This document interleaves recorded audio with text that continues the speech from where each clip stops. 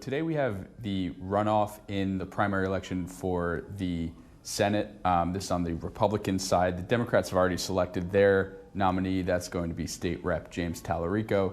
But the Republicans have been waging a really nasty primary battle. This is between incumbent Senator John Cornyn, who served 4 terms in the Senate, almost 24 years. He's really an institution in the Senate, and at one point was the caucus whip, extremely powerful. But he's being primaried by our State Attorney General, Ken Paxton. Paxton now has received the endorsement from President Trump and has really connected with the grassroots base in the party. So this has been a really nasty runoff. There's been name calling. Ken Paxton comes to this race with a lot of baggage. He was once impeached by the Texas House over allegations of corruption and abuse of power. Meanwhile, John Cornyn has fallen out of favor with a lot of base voters in Texas who feel that he has not been sufficiently supportive of the president. So, these two really have been going at it for over a year now, and today voters will finally put an end to this primary election, and then we'll be able to pivot towards the general.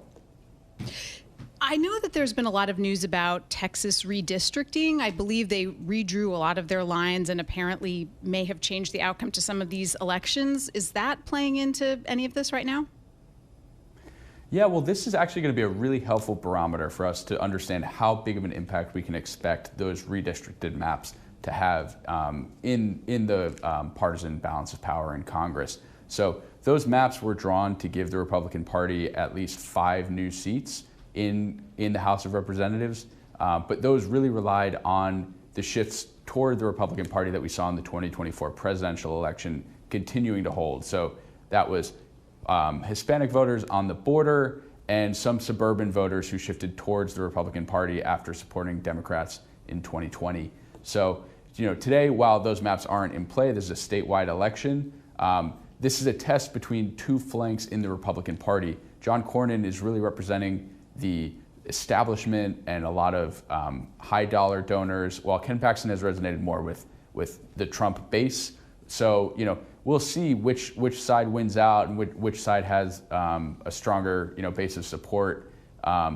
What we are expecting to see is we're expecting Ken Paxton to be the favorite. Again, he won the endorsement of President Trump after a long process where both candidates were really trying to court the president. And so he has that advantage coming in, but John Cornyn has vastly outraised him in campaign financing and also has won 4 statewide elections. And Ken Paxton really just does not have that experience running for federal office in Texas.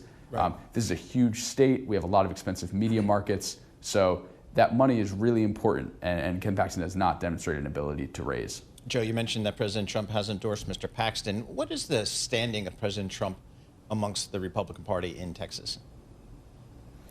President Trump, he won the state of Texas by 14 points. He's extremely popular among Republican voters here.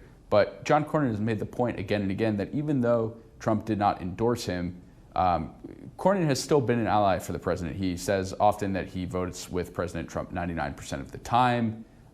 He has been instrumental in getting a lot of the president's legislation passed.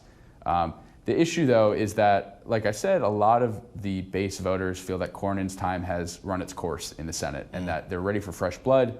And someone like Ken Paxton, who has really come up in this ecosystem, would be a better voice for that movement right now.